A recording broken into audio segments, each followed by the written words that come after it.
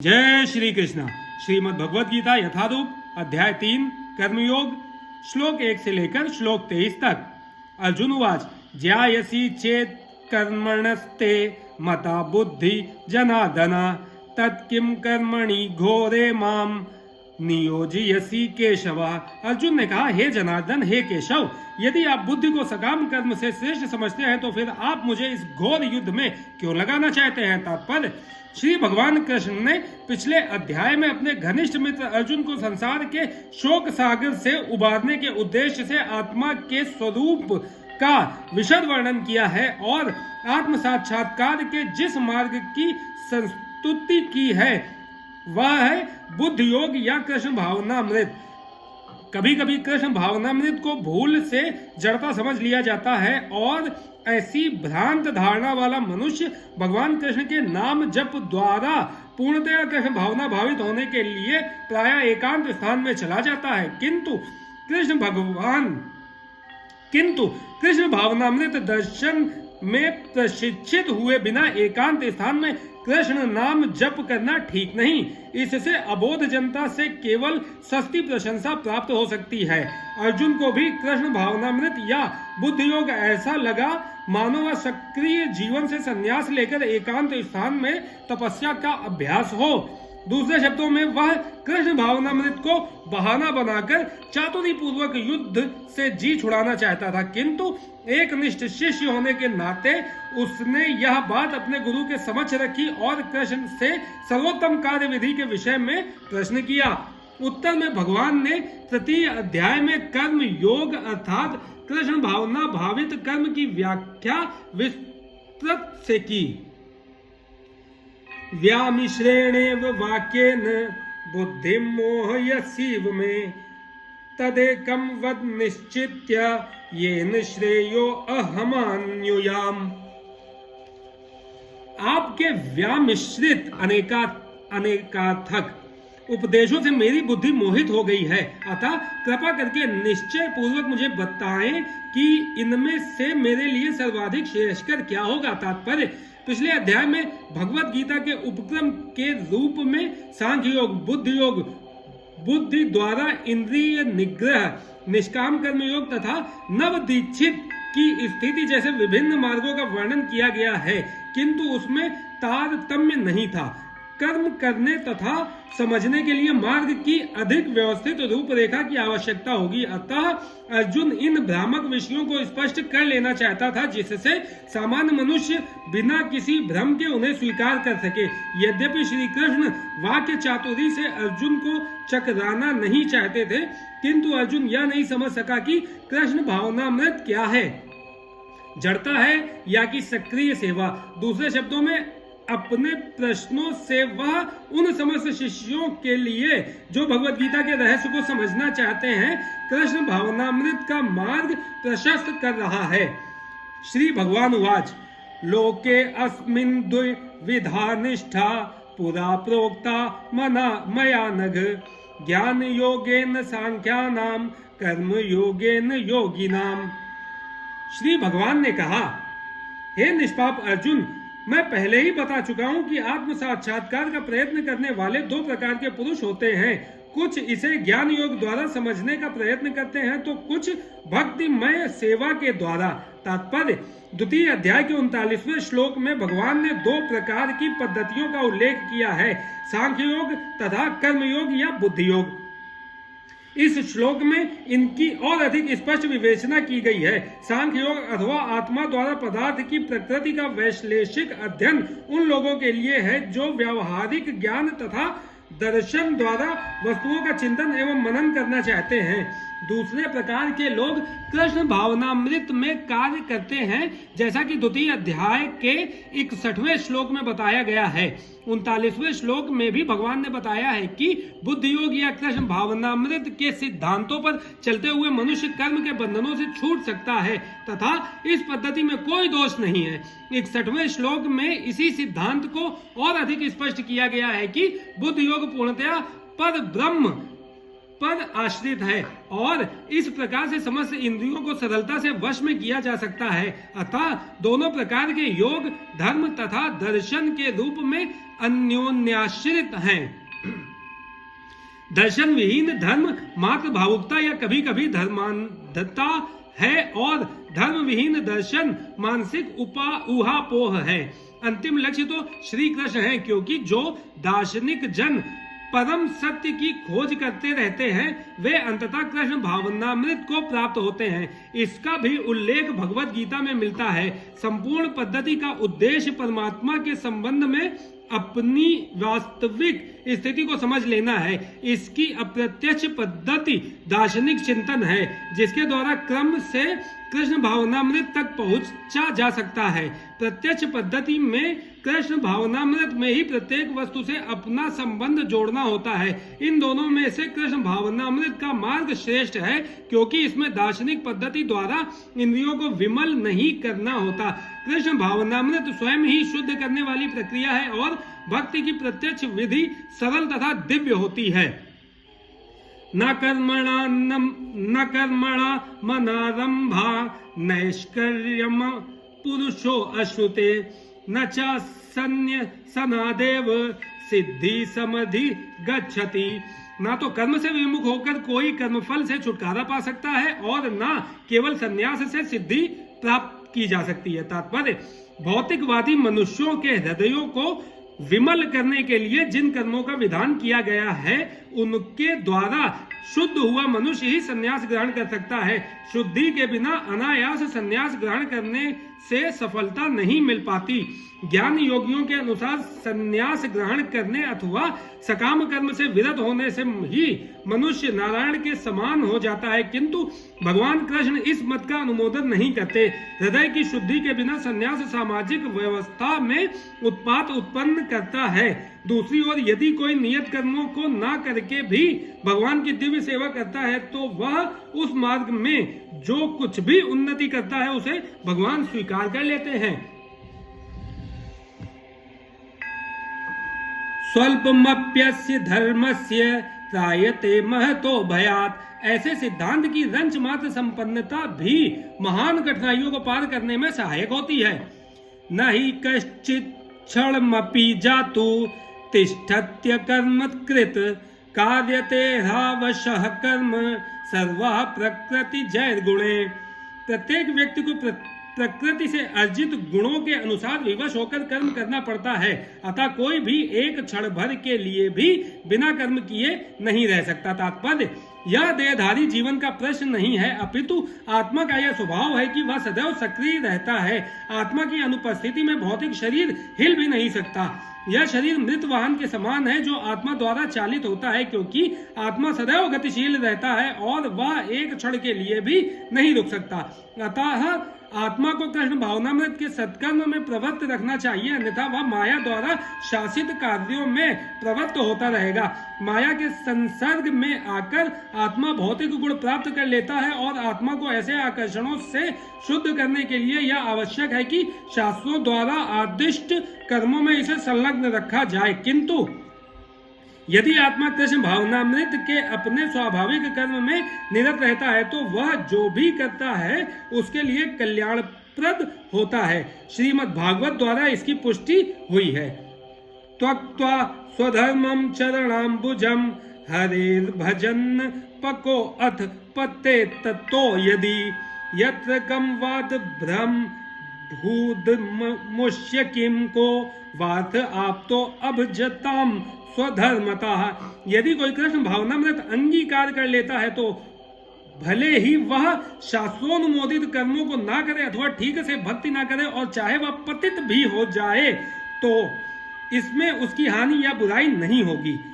किंतु यदि वह शास्त्रोनुमोदित सारे कार्य करे और कृष्ण भावना भावित ना हो तो ये सारे कार्य उसके किस लाभ के। अतः कृष्ण भावनामृत के इस स्तर तक पहुंचने के लिए शुद्धिकरण की प्रक्रिया आवश्यक है।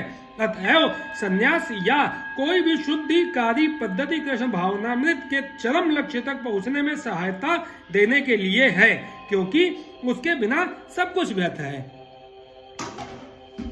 कर्मेन्द्रियाणि संयम्य य आस्तो मनसा स्मरन् इंद्रियार्थान्विमूढ़ात्मा मिथ्याचारः स उच्यते। जो कर्मेंद्रियों को वश में करता है किंतु जिसका मन इंद्रिय विषयों का चिंतन करता रहता है वह निश्चित रूप से स्वयं को धोखा देता है और मिथ्याचारी कहलाता है। तात्पर्य, ऐसे अनेक मिथ्याचारी व्यक्ति होते हैं जो कृष्ण भावनामृत में कार्य तो नहीं करते किंतु ध्यान का दिखावा करते हैं, जबकि वास्तव में वे मन में इंद्रिय भोग का चिंतन करते रहते हैं। ऐसे लोग अपने अबोध शिष्यों को बहकाने के लिए शुष्क दर्शन के विषय में भी व्याख्यान दे सकते हैं, किंतु इस श्लोक के अनुसार वे सबसे बड़े धूर्त हैं।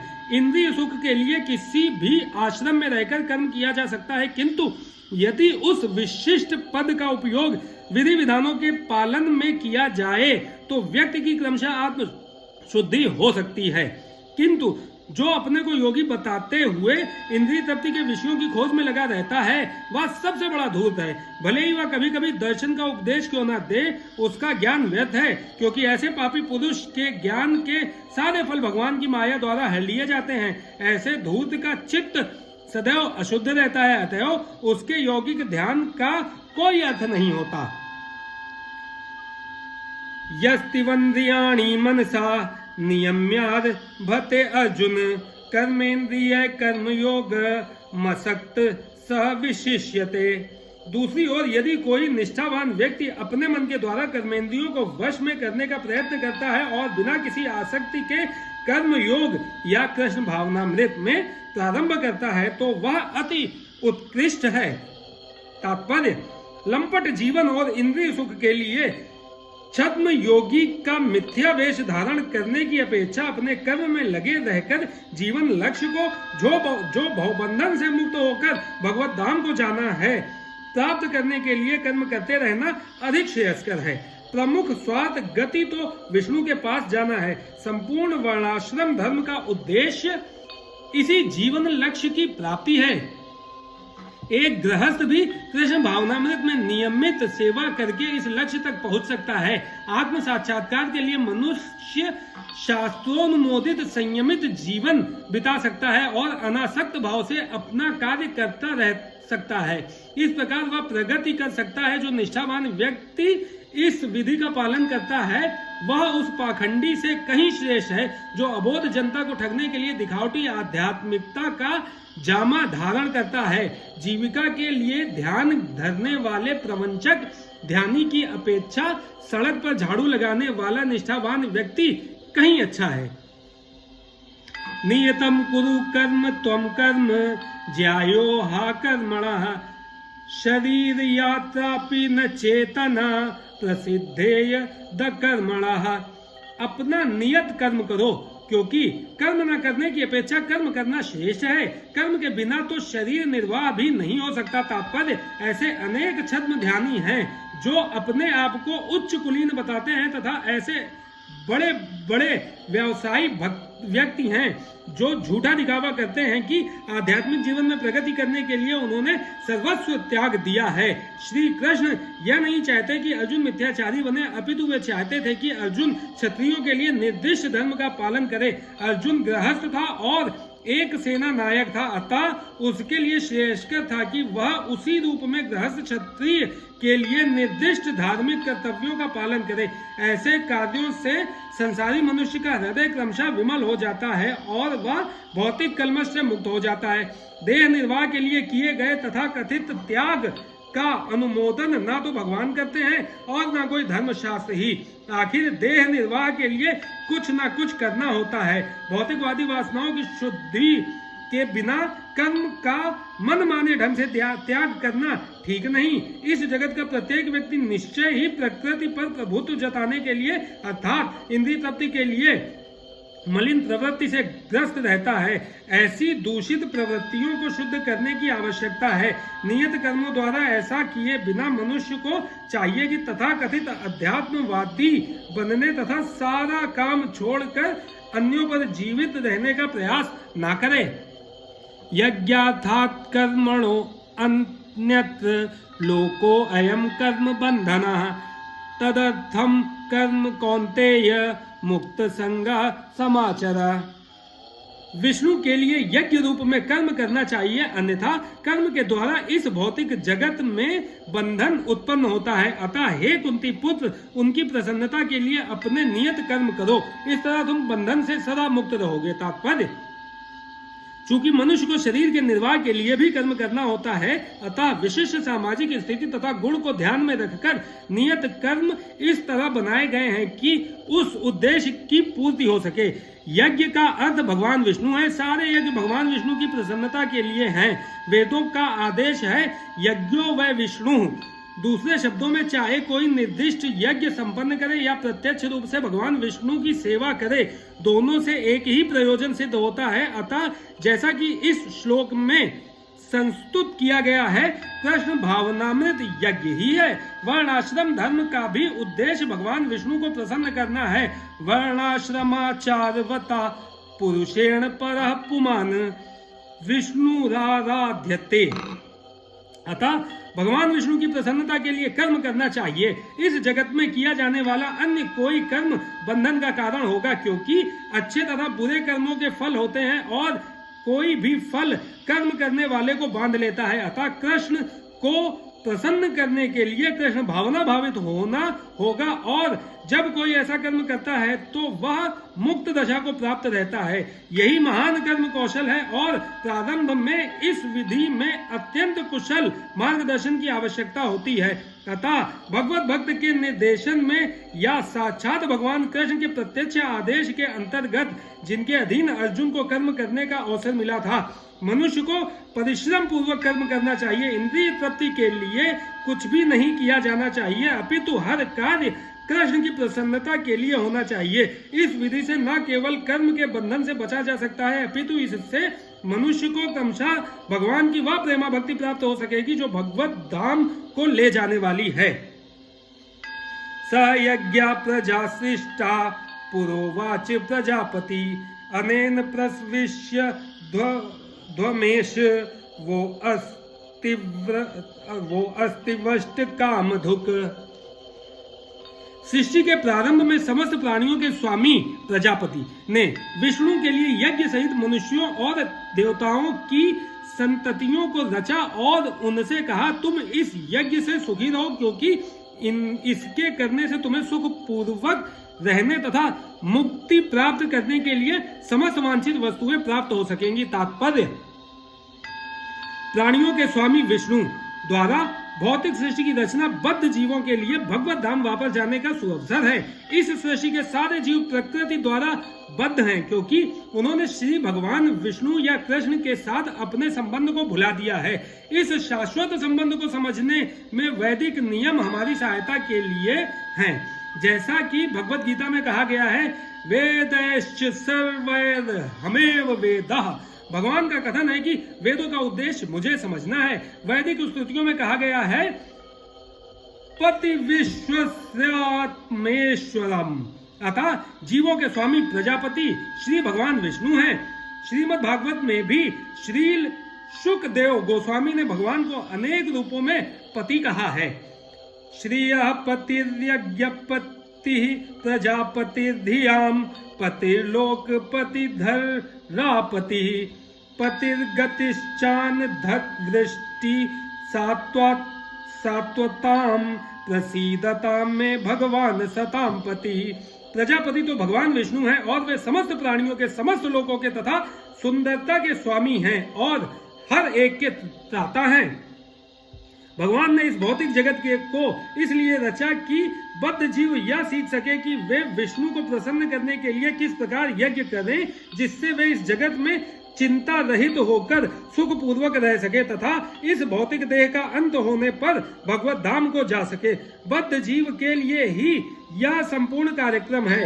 यज्ञ करने में बद्ध जीव क्रमशः कृष्ण भावना भावित होते हैं और सभी प्रकार से देव तुल्य बनते हैं। कलयुग में वैदिक शास्त्रों ने संकीर्तन यज्ञ, भगवान के नामों का कीर्तन का विधान किया है और इस दिव्य विधि का प्रवर्तन चैतन्य महाप्रभु द्वारा इस युग के समस्त लोगों के उद्धार के लिए किया गया है। संकीर्तन यज्ञ तथा कृष्ण भावनामृत में अच्छा तालमेल है। श्रीमद् भागवत में संकीर्तन यज्ञ के विशेष प्रसंग में भगवान कृष्ण का अपने भक्त रूप चैतन्य महाप्रभु रूप में निम्न प्रकार से उल्लेख हुआ है। कृष्ण वर्णम तुष्या कृष्णम सांगोपांगास्त्र पाशदम यज्ञ संकीर्तना प्राय यजंती ही सुमेधसा। इस कलयुग में जो लोग पर्याप्त बुद्धिमान हैं वे भगवान की उनके पार्षदों सहित संकीर्तन यज्ञ द्वारा पूजा करेंगे। वेदों में वर्णित अन्य यज्ञों को इस कलिकाल में कर पाना सहज नहीं, किंतु संकीर्तन यज्ञ सुगम है और सभी दृष्टि से अलौकिक है, जैसा कि भगवत गीता में भी संस्तुति की गई है। देवान भावयतानेन ते देवा भावयन्तु वः परस्परम भावयन्तः श्रेयः परम वाप्यस्थ।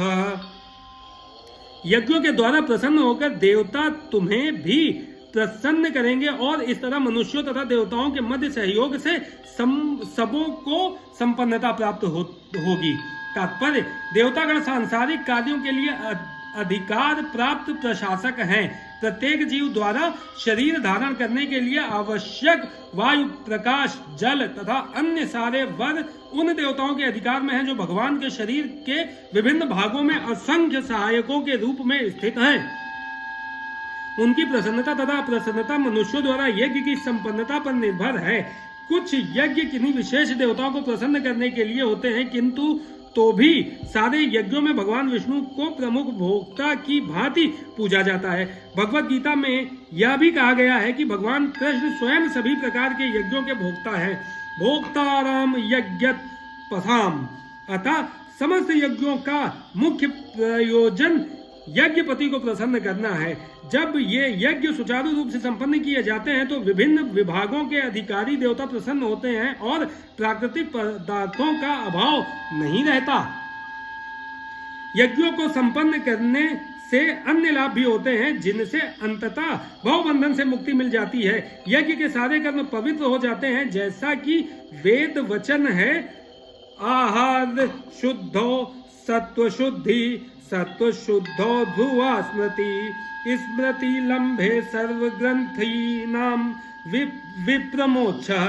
यज्ञ से मनुष्य के खाद्य पदार्थ शुद्ध होते हैं और शुद्ध भोजन करने से मनुष्य जीवन शुद्ध हो जाता है। जीवन शुद्ध होने से स्मृति के सूक्ष्म तंतु शुद्ध होते हैं और स्मृति तंतुओं के शुद्ध होने पर मनुष्य मुक्ति मार्ग का चिंतन कर सकता है और ये सब मिलकर कृष्ण भावनामृत तक पहुंचाते हैं, जो आज के समाज के लिए सर्वाधिक आवश्यक है। इष्टान भोगानि वो देवा दास्यन्ते यज्ञ भाविताः तैर्दत्तान् प्रदायम्येभ्यो यो भक्तेस्तेन एव सः। जीवन की विभिन्न आवश्यकताओं की पूर्ति करने वाले विभिन्न देवता यज्ञ संपन्न होने पर प्रसन्न होकर तुम्हारी सारी आवश्यकताओं की पूर्ति करेंगे, किंतु जो इन उपहारों को देवताओं को अर्पित किए बिना भोगता है वह निश्चित रूप से चोर है। जीवन की विभिन्न आवश्यकताओं की पूर्ति करने वाले विभिन्न देवता यज्ञ संपन्न होने पर प्रसन्न होकर तुम्हारी सारी आवश्यकताओं की पूर्ति करेंगे, किंतु जो इन उपहारों को देवताओं को अर्पित किए बिना भोगता है वह निश्चित रूप से चोर है। तात्पर्य, देवता का भगवान विष्णु द्वारा भोग सामग्री प्रदान करने के लिए अधिकृत किए गए हैं, अतः नियत यज्ञों द्वारा उन्हें अवश्य संतुष्ट करना चाहिए। वेदों में विभिन्न देवताओं के लिए भिन्न भिन्न प्रकार के यज्ञों की संस्तुति है, किंतु वे सब अंततः भगवान को ही अर्पित किए जाते हैं। किंतु जो यह नहीं समझ सकता कि भगवान क्या है, उसके लिए देव यज्ञ का विधान है।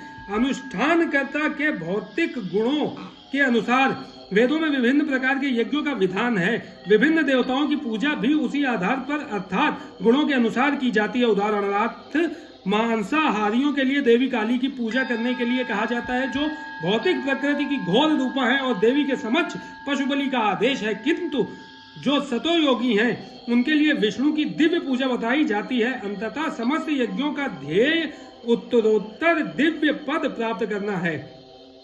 सामान्य व्यक्तियों के लिए कम से कम 5 यज्ञ आवश्यक हैं, जिन्हें पंच महायज्ञ कहते हैं। किंतु मनुष्य को यह जानना चाहिए कि जीवन की सारी आवश्यकताएं भगवान के देवता प्रतिनिधियों द्वारा ही पूरी की जाती हैं। कोई कुछ बना नहीं सकता। उदाहरणार्थ,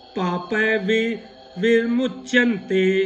परमेश्वर जो यज्ञ पुरुष अथवा समस्त यज्ञों के भोक्ता कहलाते हैं, सभी देवताओं के स्वामी हैं, और जिस प्रकार शरीर के अंग पूरे शरीर की सेवा करते हैं, उसी तरह सारे देवता उनकी सेवा करते हैं। इंद्र, चंद्र तथा वरुण जैसे देवता भगवान द्वारा नियुक्त अधिकारी हैं, जो सांसारिक कार्यों की देख रेख करते हैं।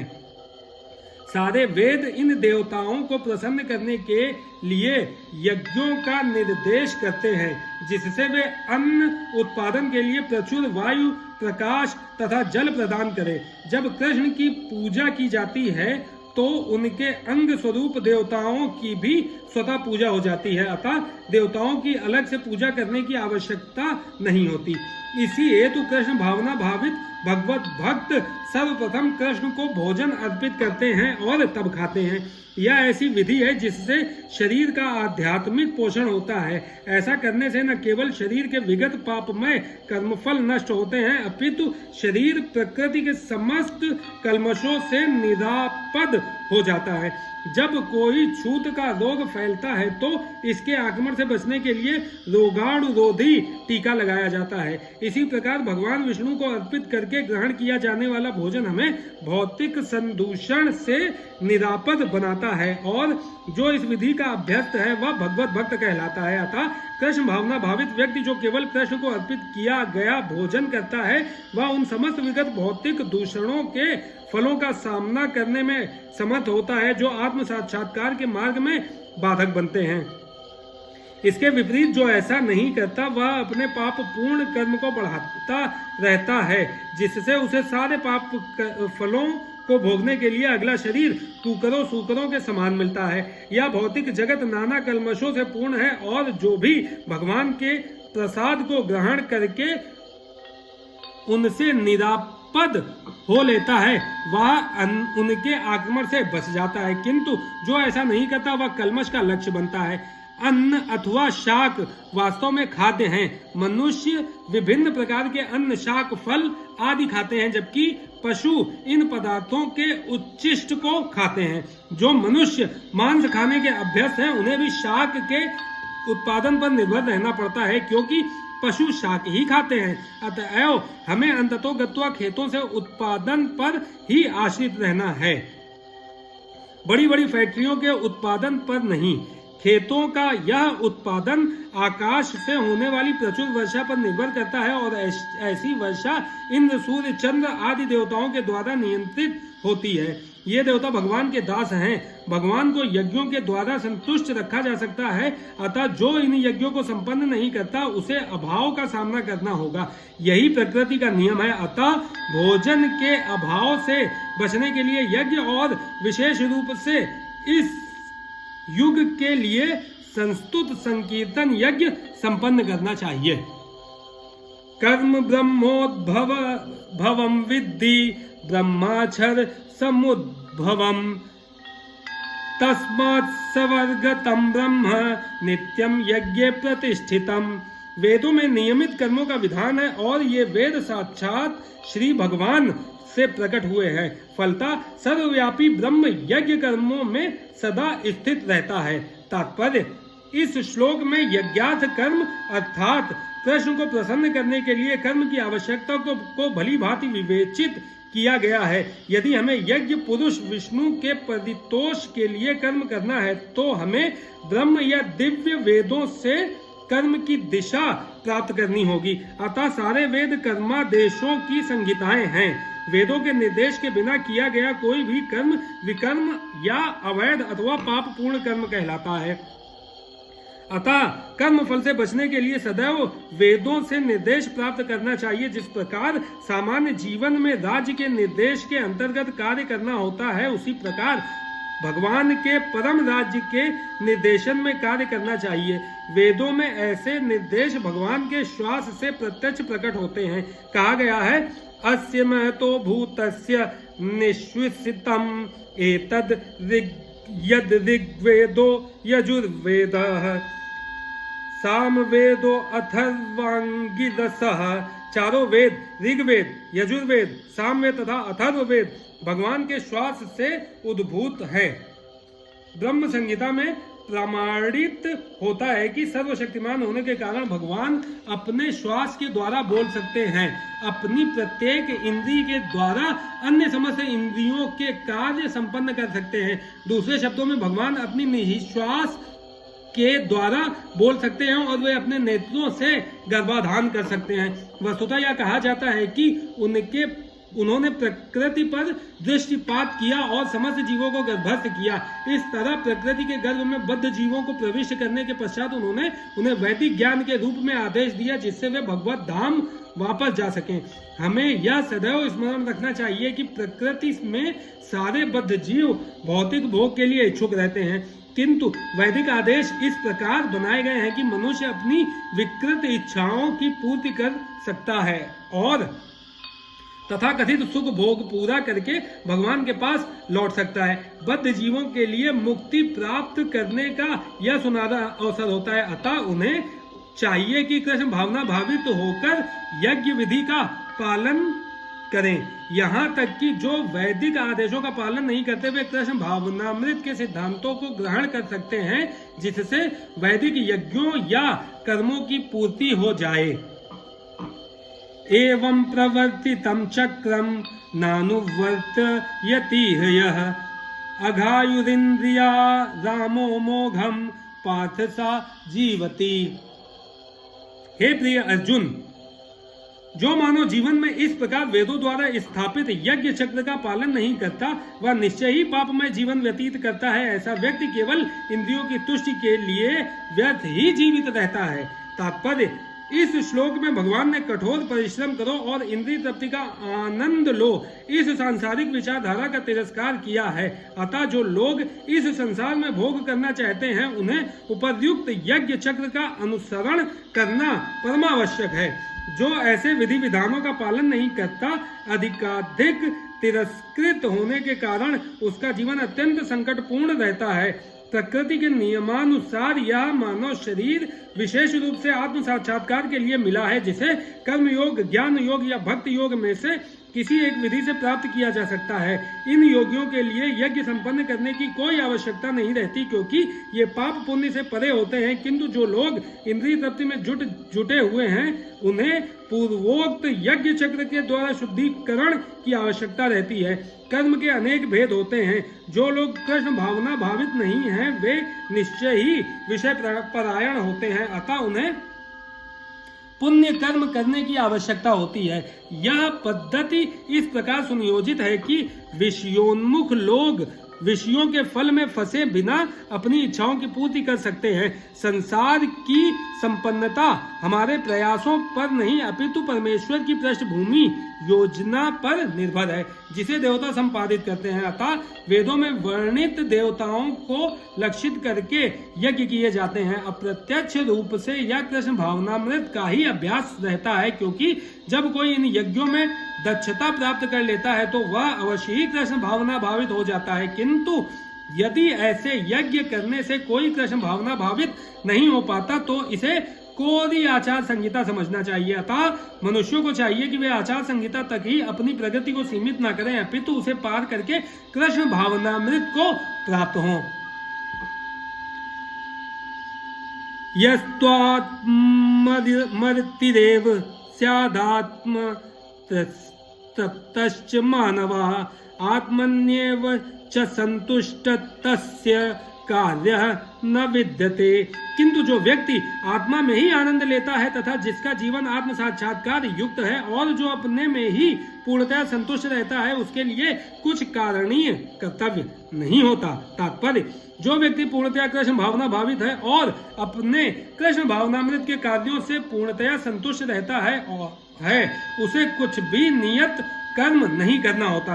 कृष्ण भावना भावित होने के कारण उसके हृदय का सारा मैल तुरंत धुल जाता है, जो हजारों यज्ञों को संपन्न करने पर ही संभव हो पाता है। इस प्रकार चेतना के शुद्ध होने से मनुष्य परमेश्वर के साथ अपने संबंध के प्रति पूर्णतया आश्वस्त हो जाता है। भगवत कृपा से उसका कार्य स्वयं प्रकाशित हो जाता है। अतएव वैदिक आदेशों के प्रति उसका कर्तव्य निशेष हो जाता है। ऐसा कृष्ण भावना भावित व्यक्ति कभी भी भौतिक कार्यों में रुचि नहीं लेता और ना ही उसे सुरा सुंदरी तथा अन्य प्रलोभनों में कोई आनंद मिलता है। नैव तस्य कृतेनार्थो न कृतेनेह कश्चन न चास्य सर्वभूतेषु कश्चिदर्थव्य पाश्रयः। स्वरूप सिद्ध व्यक्ति के लिए ना तो अपने नियत कर्मों को करने की आवश्यकता रह जाती है, ना ऐसा कर्म ना करने का कोई कारण ही रहता है। उसे किसी अन्य जीव पर निर्भर रहने की आवश्यकता भी नहीं रह जाती। तात्पर्य, स्वरूप सिद्ध व्यक्ति को कृष्ण भावना भावित कर्म के अतिरिक्त कुछ भी करना नहीं होता, किंतु यह कृष्ण भावनामृत निष्क्रियता भी नहीं है, जैसा कि अगले श्लोकों में बताया जाएगा। कृष्ण भावना भावित व्यक्ति किसी की शरण ग्रहण नहीं करता, चाहे वह मनुष्य हो या देवता। कृष्ण भावनामृत में वह जो भी करता है वही उसके कर्तव्य संपादन के लिए पर्याप्त है। तस्माद् सक्तः संततम् कार्यं कर्म समाचरा असक्तो ह्राचरन् कर्म परमाप्नोति पुरुषः। अतः कर्म फल में आसक्त हुए बिना मनुष्य को अपना कर्तव्य समझकर निरंतर कर्म करते रहना चाहिए, क्योंकि अनासक्त होकर कर्म करने से उसे परब्रह्म की प्राप्ति होती है। तात्पर्य, भक्तों के लिए श्री भगवान परम है और निर्विशेषवादियों के लिए मुक्ति परम है। अतः जो व्यक्ति समुचित पथ प्रदर्शन पाकर और कर्म फल से अनासक्त होकर कृष्ण के लिए या कृष्ण भावनामृत में कार्य करता है, वह निश्चित रूप से जीवन लक्ष्य की ओर प्रगति करता है। अर्जुन से कहा जा रहा है कि वह कृष्ण के लिए कुरुक्षेत्र के युद्ध में लड़े, क्योंकि कृष्ण की इच्छा है कि वह ऐसा करे। उत्तम व्यक्ति होना या अहिंसक होना व्यक्तिगत आसक्ति है, किंतु फल की आसक्ति से रहित होकर कार्य करना परमात्मा के लिए कार्य करना है। यह उच्चतम कोटि का पूर्ण कर्म है, जिसकी संस्तुति भगवान कृष्ण ने की है। नियत यज्ञ जैसे वैदिक अनुष्ठान उन पाप कर्मों की शुद्धि के लिए किए जाते हैं जो इंद्रिय तृप्ति के उद्देश्य से किए गए हों, किंतु कृष्ण भावनामृत में जो कर्म किया जाता है वह अच्छे या बुरे कर्म के फलों से परे है। कृष्ण भावना भावित व्यक्ति में फल के प्रति लेश मात्र आसक्ति नहीं रहती। वह तो केवल कृष्ण के लिए कार्य करता है। वह समस्त प्रकार के कर्मों में रत रहकर भी पूर्णतया अनासक्त रहा आता है।